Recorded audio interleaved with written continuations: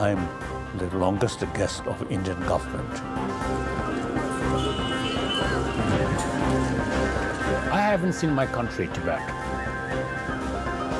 1.2 million Tibetans have been killed by Chinese. And no one is looking into that as a serious matter.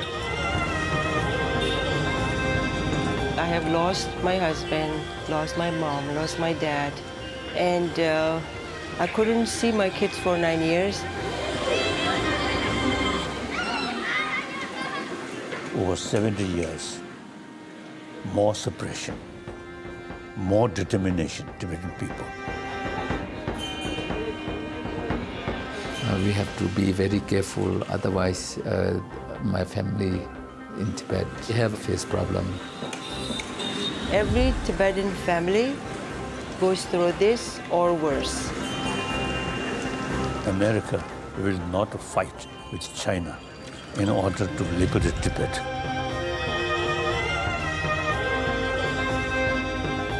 Now Tibet is totally devastated. Tibet is gone.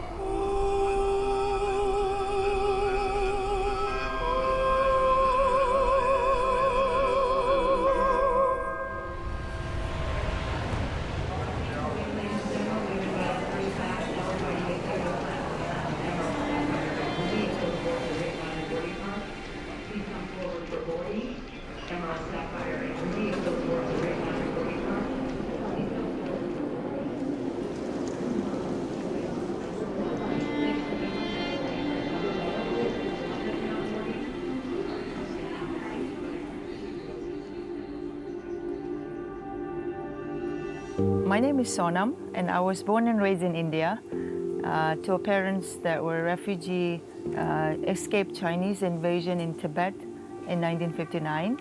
And we maintained refugee status for all my life.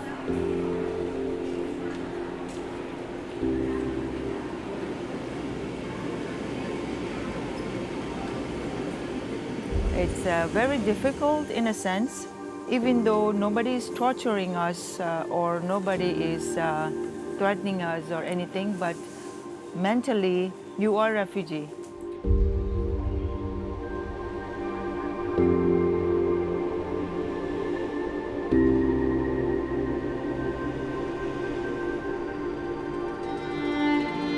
We don't have status.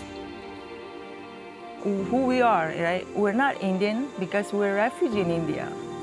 But we're not in Tibet. Even though we're Tibetan, but we're not in Tibet. It's a very confused life.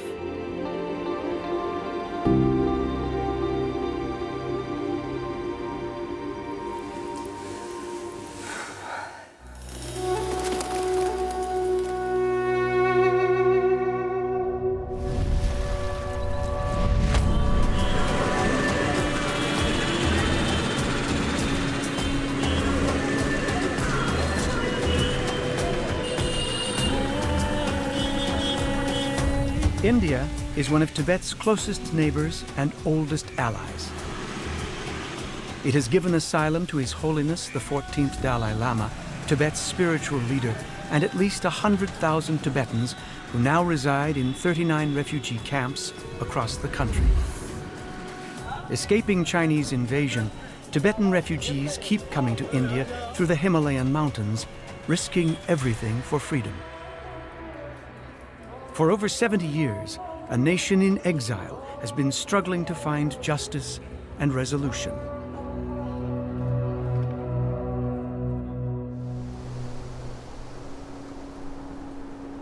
Tibet is often called the rooftop of the world, due to it being situated in the highest region of the Himalayan mountains, between South Asia and China.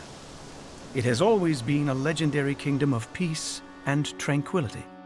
Its people are deeply attached to their religion and their way of life. Their creed is tolerance, respect for the individual, love of animals and nature, and belief in the spiritual equality of all beings. In 1950, Tibet was occupied by the army of Communist China. In 1959, China made a threatening move against His Holiness the 14th Dalai Lama, which caused the People's Rebellion to explode in full force. The protest was brutally suppressed. Thousands were executed. The Dalai Lama had to escape to India.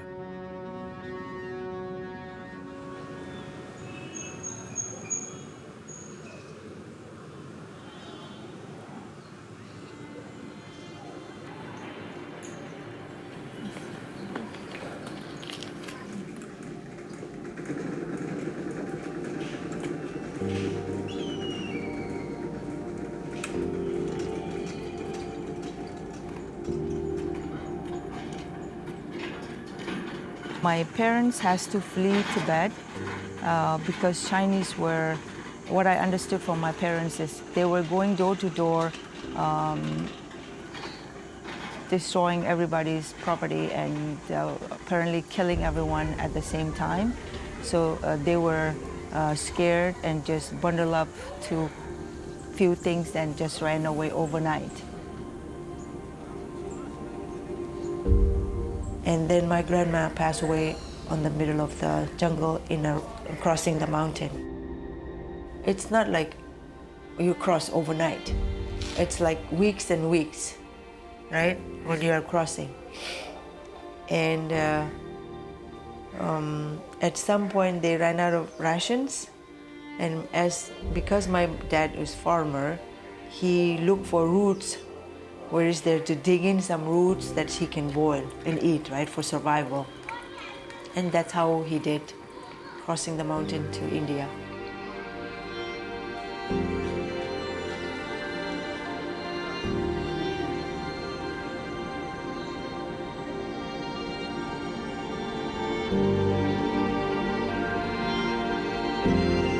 I usually used to tell him the struggle between China and Tibet is struggle between truth and weapon. The force, our side, force of truth. The Chinese side, Chinese communist side, is the power of gun. So for short period, power of gun is very effective. But long run, power of truth is much stronger.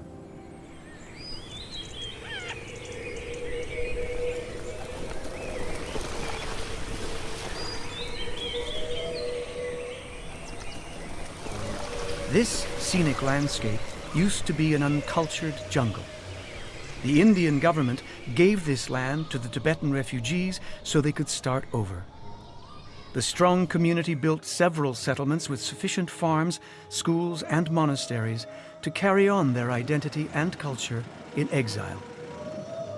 Unfortunately, the harsh tropical climate, farm work, traditional ways of life, and impoverishment don't appeal to the younger generations, leaving half-empty villages guarded by the elders.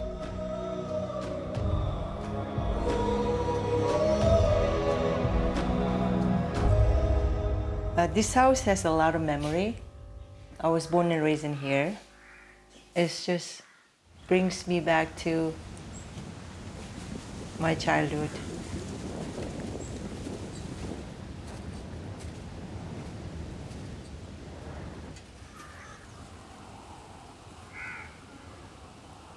So it's sad to see this place like in this situation, but this is life. What can you do? Any chance I get, I come back to this rundown house.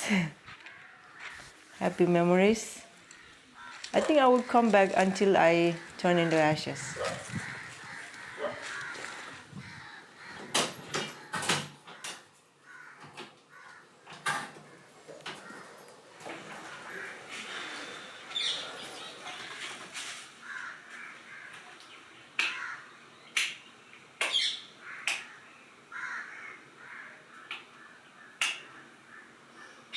Nothing is working.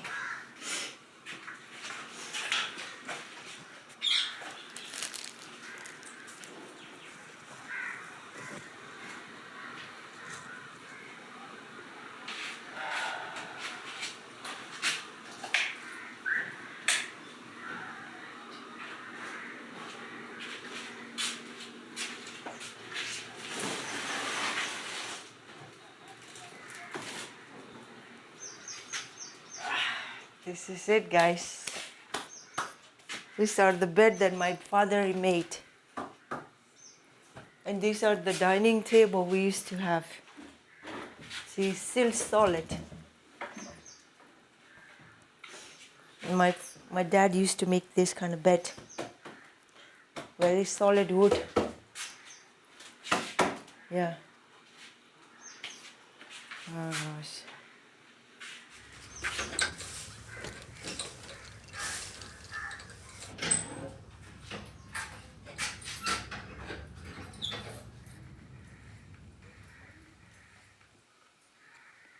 $30 nobody lives here. 30 years. Wow.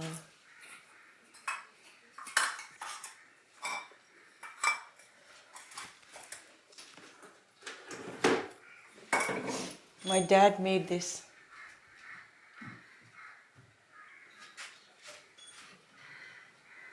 My father made.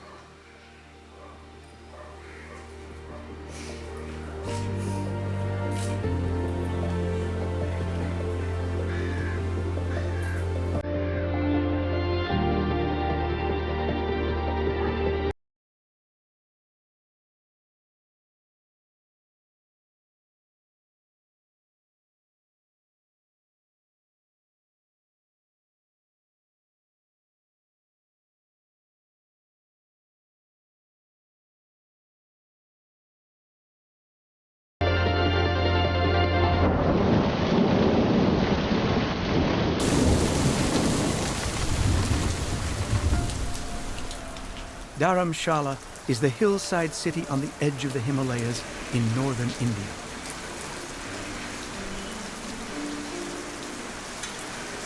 It is often called Little Tibet, as it became a heart of Tibetan education, culture, and national heritage.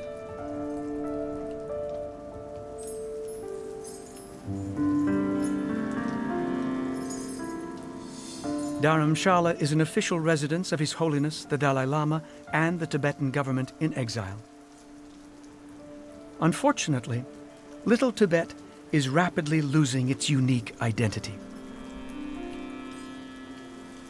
Fewer Tibetans are coming from Tibet due to tightened border security by China, and more are leaving to go abroad. Tibetan refugees in India still don't have formal refugee status and are considered foreigners, which limits their opportunities dramatically. Economic hardships force them to seek their fortune elsewhere. We need a sense of oneness of human being, mentally, emotionally, physically, and all human beings have same right to be a happy person. True, all same human being. One human being, due to religion or due to political reason, you see, expelled and torture. See that? Very sad, very sad. So I think the refugee problem is quite a serious problem.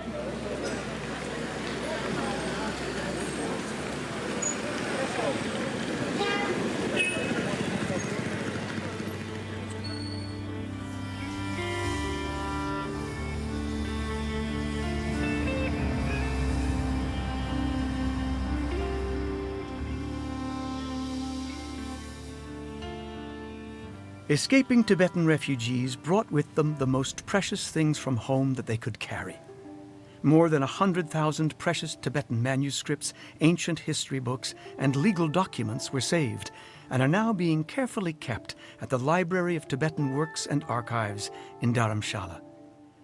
The majority of what was left behind is now gone forever.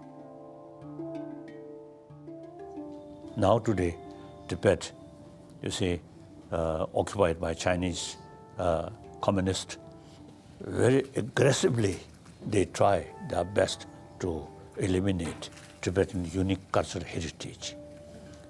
And sometimes even they try to eliminate Tibetan language.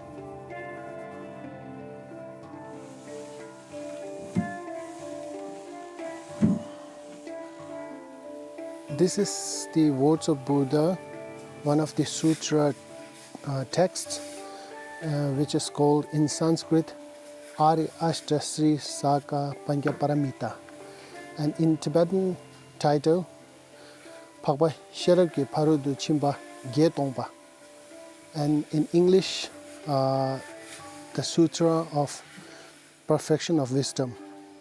And this sutra and text is one of the very important texts in Tibetan Buddhism. And you can see here this, especially this text, and this is quite old, from 13th century, probably 13th century, and you can see here in the very earlier period of publication in Tibet, they have holes here, so it shows the very authentic sources, and also some of the calligraphies, and they have some letters which right now it's not used. Some they have little changes during the early period, and some of the grammatical way of writings are a little bit changed from today's writing. Now Chinese communists, they say, oh, Tibet is always part of China. But that, according to some Chinese historian, they say since Tang dynasty until Manchu dynasty, in Chinese history book never mentioned Tibet as part of China. So now it's quite culturally, racially, linguistically, and even geographically separate China and Tibet. Then we have some legal documents which is printed in the silk clothes. You can find a seal stamp. The legally documents, they have a different calligraphy, official documents. And then the 6th Dalai Lama gave this legal document to the Dechen monastery. The calendar of this date back from 1683 to 1706.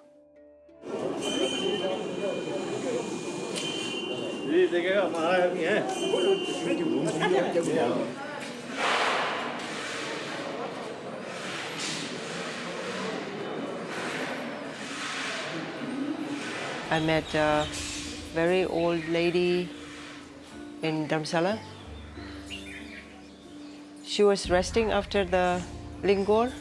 Lingor is the round you make it for the temple to pray.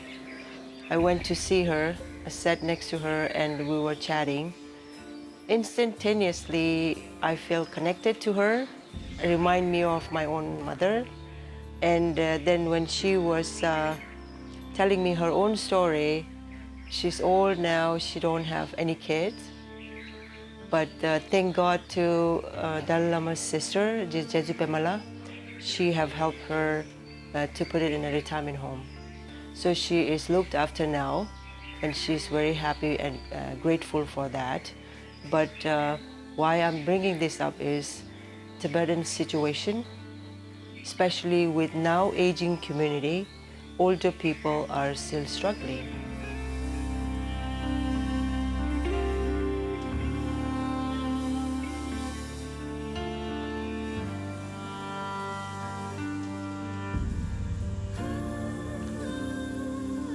sorry.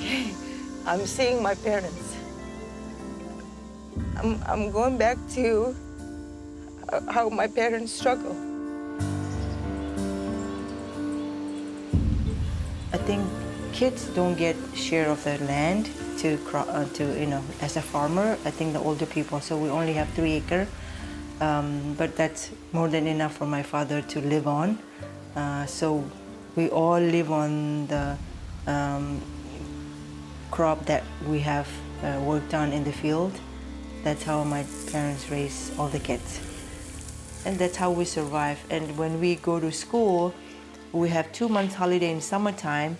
It's planned it that way so that kids can help the parents to work in the field. And we go go with my father and mom, work in the field day and, all day, night.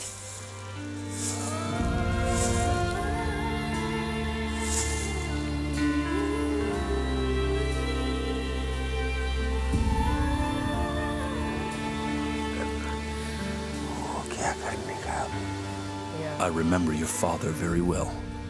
He was a good man and a devoted friend of mine. This is his 3-acre field right here. I'm happy to still be able to work on it.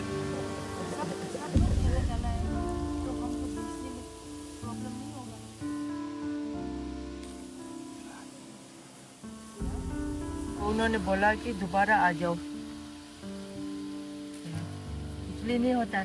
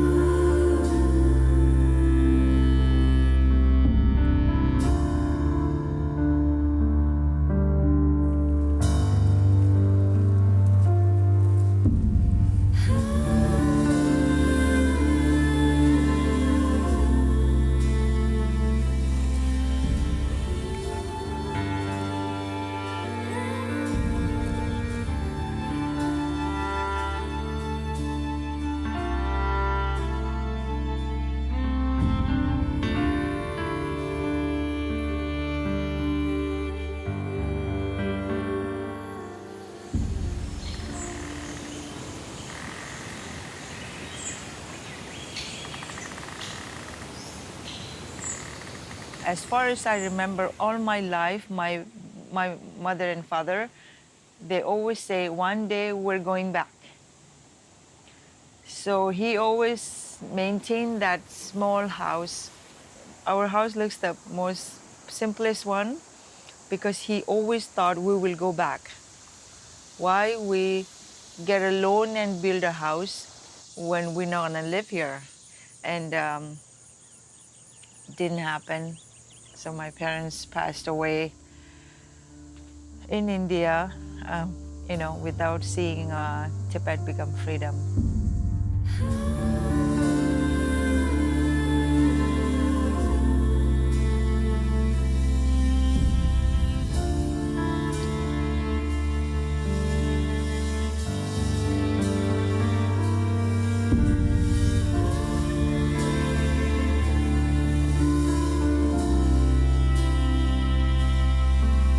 We're second generation, so I don't know.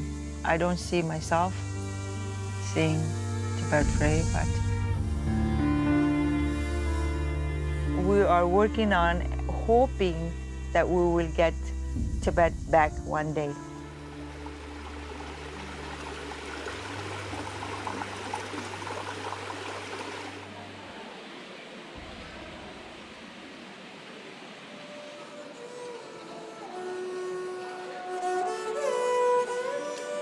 Since the occupation, monasteries, schools, and traditional art forms have fallen under the threat of extinction. The Tibetan refugee community had to re-establish them in India.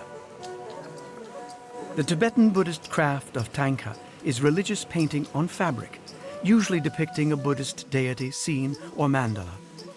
Most tanka paintings are intended for personal meditation or instruction of monastic students.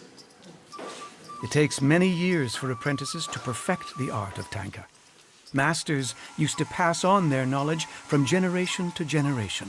Now, these dedicated few are the last keepers of this disappearing art. I come from Tibet to study this unique Tibetan art that has deep roots in our culture and to serve the society. I've been studying Thangka painting for over 9 years now. I wish to continue to do this and earn a living from it, but as we are refugees, we don't have the liberty to be definitive about our profession and be sure about our future.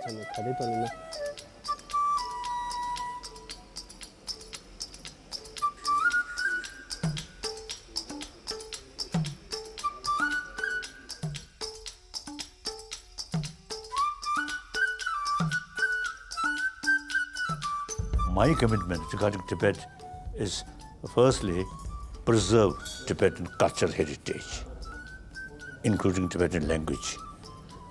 This is my commitment regarding Tibet. I retired since 2001. I totally retired. We already achieved elected political leadership. So we can show Chinese government, we here handful Tibetan, but we have elected political leadership, the totalitarian system. But we are thinking the common interest is more important. I always attracted a European Union. It's an independent state, but for common interest, they create a union. So we also willing remain within the People's Republic of China as a one union.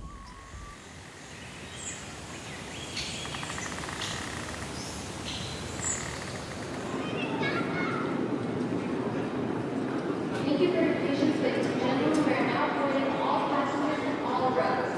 All passengers and all rows, please proceed to gate A8. Situation has not been changed.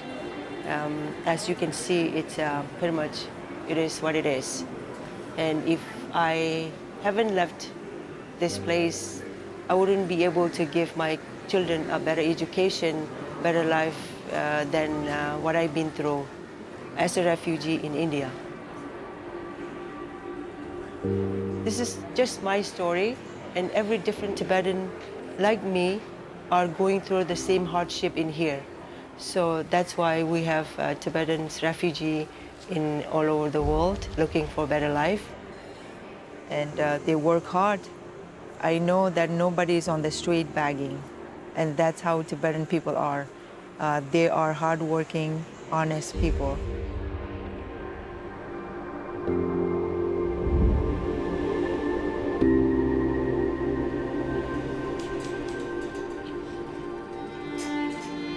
Tibetan rug making is an ancient, traditional handicraft that stretches back hundreds, if not thousands of years. Taking months to complete, Tibetan carpets served different purposes in the household, including being a precious and memorable gift.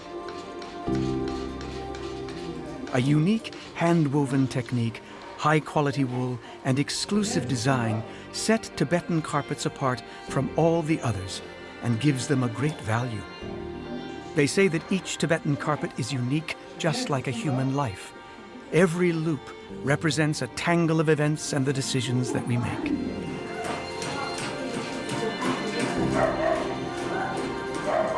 After I got married, we have 3 kids. And I was telling my late husband what we're gonna do, how we're gonna live, right? How we're gonna survive. We did have a small carpet business. We have 2 carpet factories. It wasn't running well, so we talked about it. One of us has to go to get a better life, you know what I mean? Because I can't see myself giving my children the life that I had. I want them to have a better life. He didn't get the visa, And despite having 3 small kids, I got the visa. Then, so that's when I left. Somebody has to do something, right? I left to North America in 1997.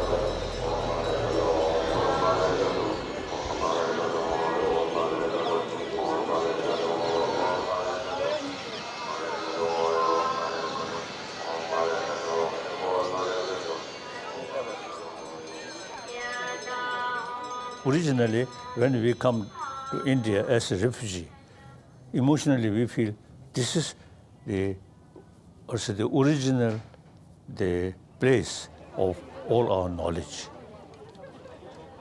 So this is the land of Buddha, and many scholars from Nalanda, all Indian. These are real our teacher. So emotionally, very close with this country.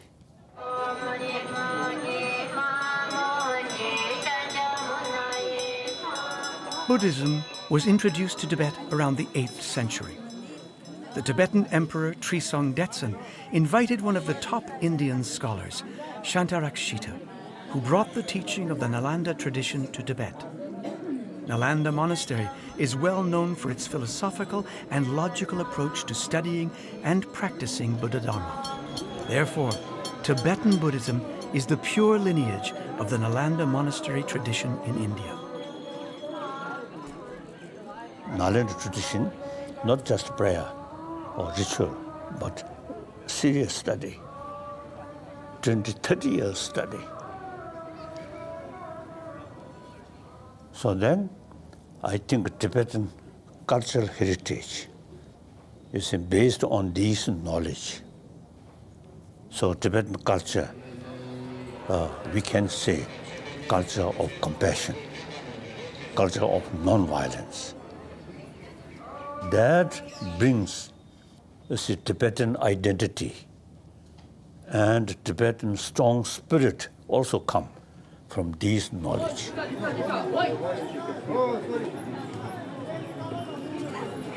Buddhism is the 4th largest religion in the world. It encompasses various spiritual practices based on the teachings of Lord Buddha, the Awakened One. Learning meditation and philosophy and the practice of severe asceticism, which included strict fasting and breath control. Siddhartha Gautama famously sat in meditation under the ficus tree, which is now called the Bodhi tree, and attained enlightenment in the town of Bodh Gaya, that became a sacred place for all Buddhists. For over 2,000 years, millions of pilgrims have visited Mahabodhi Temple, where the main Buddha image is placed in the sanctum.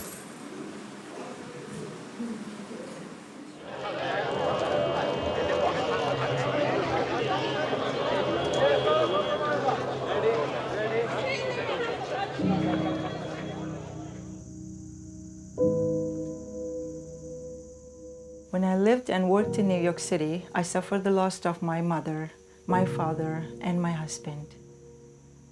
I wasn't able to go see them because my American citizenship application was rejected, so I didn't have any legal documents to travel. I found this place when I needed it the most, I come here for refuge. I come here for all my problems. I come here to get a peace of mind and to pray, to cry, and to get help.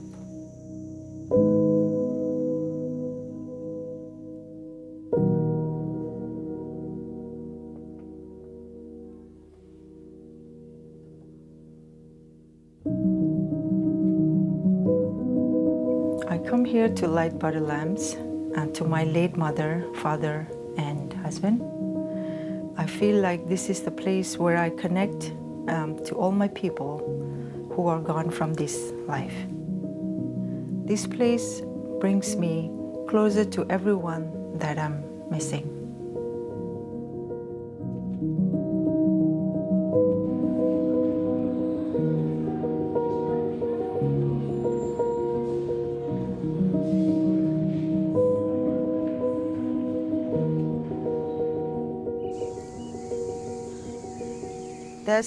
That was the most difficult time, yeah, because my dad had Alzheimer. After my mom passed away, he don't know she passed away because he went. He was older than my mom, right? So now I know that what kind of disease he had. He had Alzheimer. He had a dementia, so to speak. He didn't know because half of the time when I call him, he don't recognize me. He passed away, and after 3 months, I think even not less than 3 months, my husband passed away. So my kids were alone now. That's when my older sister helped me put my kids into boarding school in India.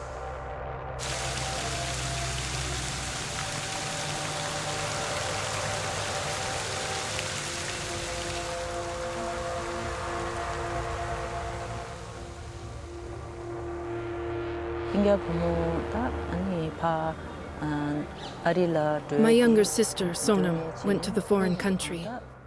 Her husband was alive for 2 years after she left. After his death, it was my duty to take care of their children. I raised their 3 kids with 2 of my own.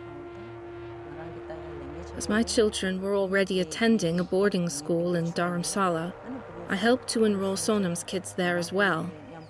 After 2 years, my husband died also, and I moved to Dharamsala to take care of them. Every Friday, I used to pick all 5 of them up to spend the weekend together and drop them off on Sunday.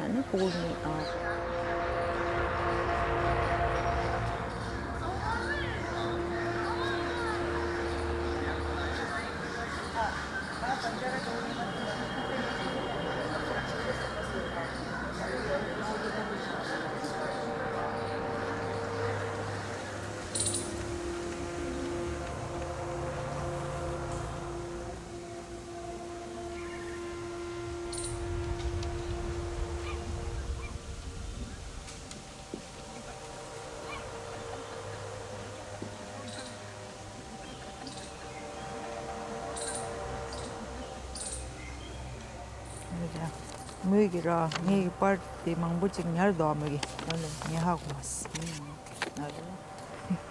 ni wata mo khang de giro ji ah mangbu nyardo mugi depending word ah yeah dida kunjisum Ya,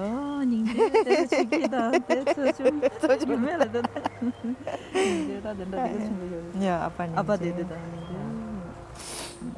Apa singa? Kurang nganjuk singa dede dede.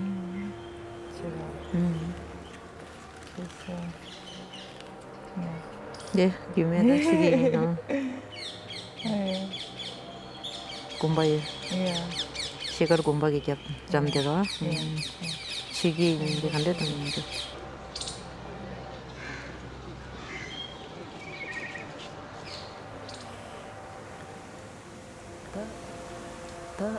Don't cry. Everything will be all right. You worked really hard and helped your children and all your relatives. You acted as a parent for us.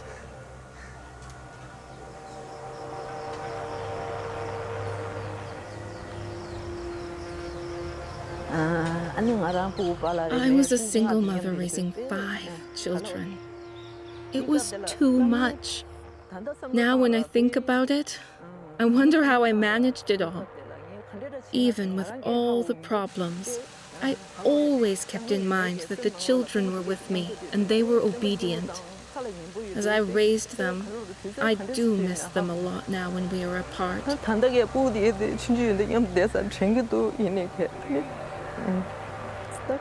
It is a sad situation of the Tibetan diaspora. I'm not the only one. There are many facing the same problem.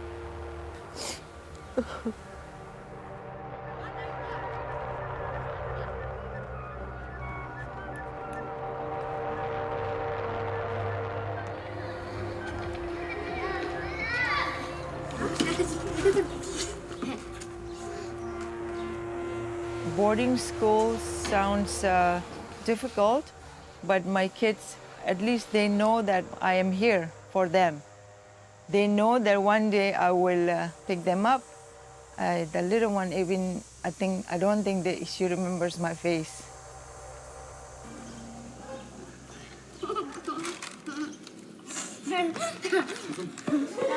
Sometime when I call, I will not get to speak to them because they're doing something, and I have to call back. But it's a good school. They have educated them well. They're in a discipline, and which is important sometimes when you're a kid, right? And I'm happy that they were in boarding school. At least I know that they're safe. So these are the things that you have to go through a refugee. If you're not a refugee, this will be not my situation. You just have to press down everything, whatever you're going through. You have to keep your emotional, everything in a box to make it work.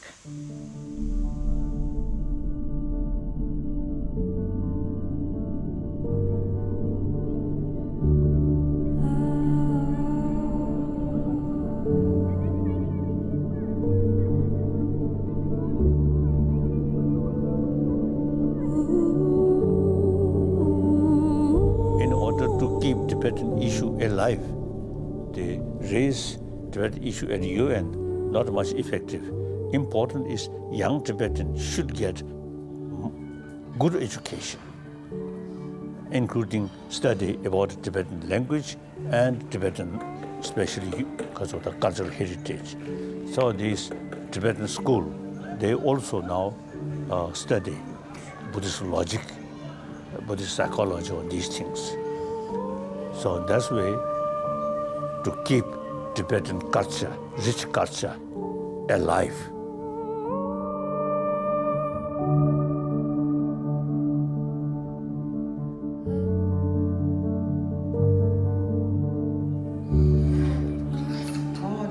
Tibetan Children's Village was established in 1960 and now accommodates over 8,000 students, including orphans and children from Tibet. From the very beginning, lessons have been geared towards traditional Tibetan education, especially the Tibetan language, traditional arts, and music. After years of unsuccessful attempts at reconciliation with China and resolving the Tibet issue, these children are now the last hope of the nation in exile.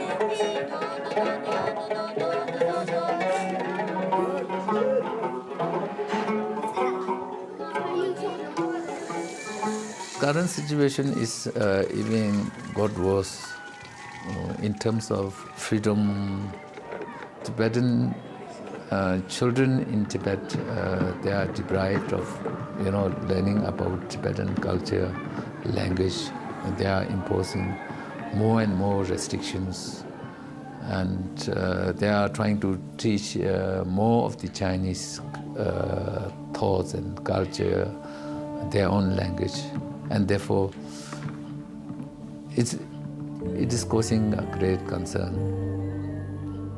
If this continues for many years more in future, then there is a danger that Tibetans may, losing ground in terms of maintaining our identity, our culture, our values, which are very important to us.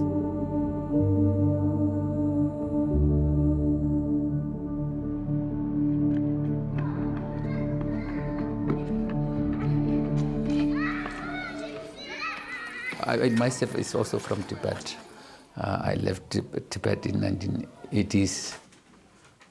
We are deprived of rights and freedom, and therefore my parents and myself also decided to come into exile because there was no future remaining in Tibet.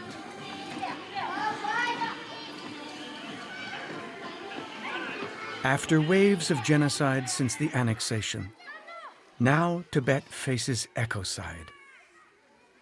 Today, Tibetans continue to cross the Himalayas to reach Dharamshala. Many are unaccompanied minors who undertake a risky, clandestine journey with the help of smugglers. Despite the fear of hunger, cold, and the border patrol, parents send their children to Dharamshala knowing that most definitely they will never see them again. This young man was only 9 years old when he was smuggled across the border. He wants to go back to his homeland to see his parents who still live in Tibet, but unfortunately he cannot. I think it is too hard to communicate with parents, like mothers. I know I can feel how the mother was very, very grateful for me. That's why when we talk each other and communicate each other, I feel so happy. Yeah, I feel very happy. Yes, when we communicate each other.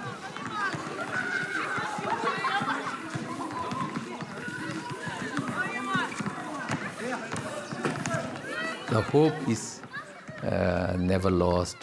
The spirit of Tibet will continue. People will come and go. I came here as a child. Now I'm a man with a gray hair. But then we have this spirit. Do you have a dream? Yes. Every Tibetan, wherever they may be, have the dream to go back to Tibet. Yeah. This is the highest kind of dream that we have.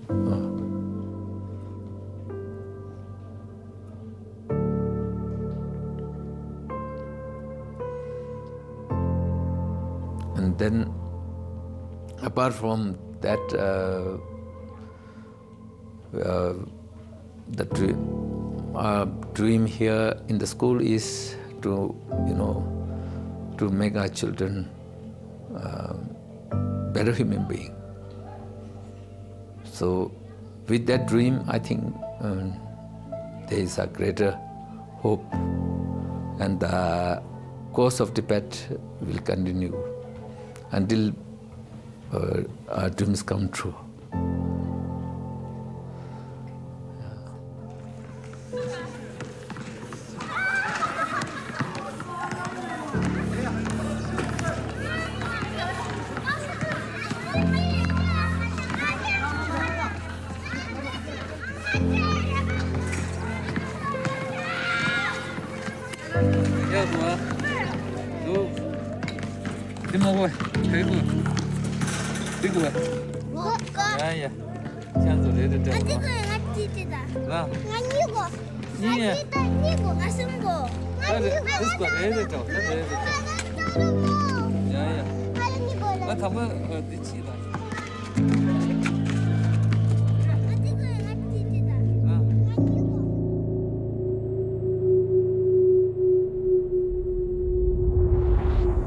For the longest time, I struggled as a refugee. When people ask me, where are you from? I said, I'm from Tibet. Oh, you're Chinese. Okay, I'm saying no, And then I was like, where are you from? Then I said, I was born and raised in India. Oh, you don't look like Indian. okay, now I can call myself Canadian and nobody asks me questions.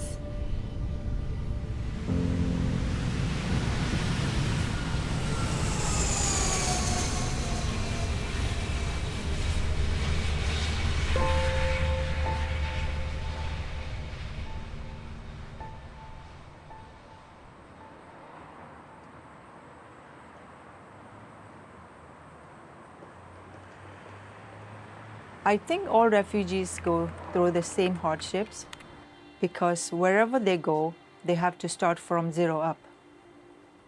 I was in India. I tried it in the United States, but they didn't give me the status, so I had to start from zero up in Canada. But this time it's different because Canadian government gave me a refugee status at the border. That's what kept me going, the hope for a better future and reuniting with my children. My kids have difficulty understanding me because we have been apart from each other for a very long time. 8, almost 9 years. They know that I'm the mother, but yeah, they have grown up without mother in a boarding school, and I have grown up myself without my children. And you know, I'm still learning myself. The older you get, I'm learning myself at the same time who I am, what kind of person I am, right? And every day I'm learning and trying to understand my kids better. I couldn't provide the best motherly love that you could, because I was acting the father and the mother both for them. And at the same time, I would be very strong to be able to stand on my own foot so that I won't be burdened for the country that given me the status. If I can do it to make it to this, I think everyone can do it. Where I was from a poor, simple family, and I'm standing on my own foot and helping others get a job and get help when they are not well. This is not a unique story. Parents have sacrificed so much, working any job they find to have a better life for their children.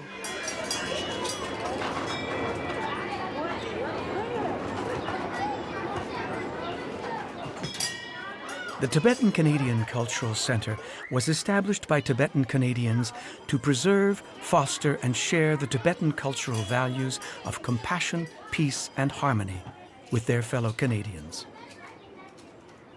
It has become a vital community hub, providing space for spiritual practices and educational programs.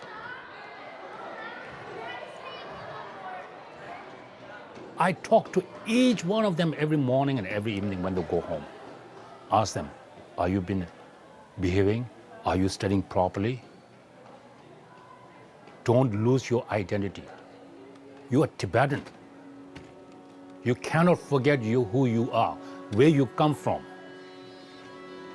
I tell them every now and then. And not only that, we lost our country against a nation who we have nothing relationship. China and Tibet cannot be one at all. What they speak, what they write, what they read is totally different from us.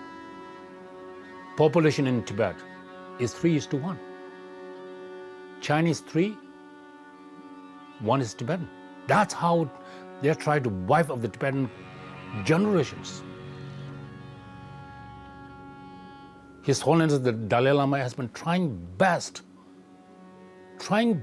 with China, how he can at least go back to Tibet as early as possible through the middle way.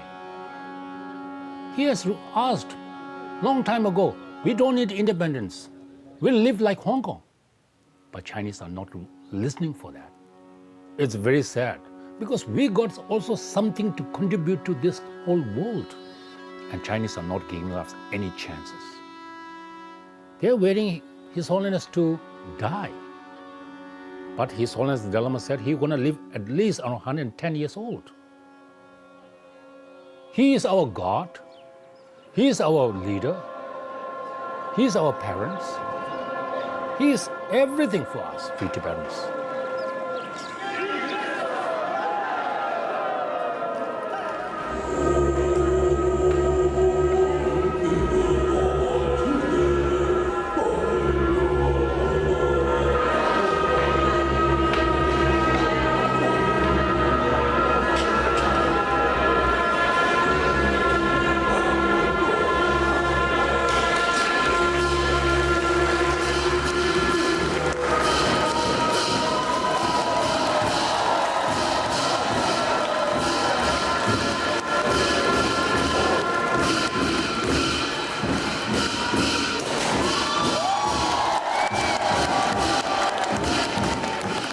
Now these over, I think, 60, 70 years, you see, they try their best to eliminate Tibetan sort of culture, but completely fail.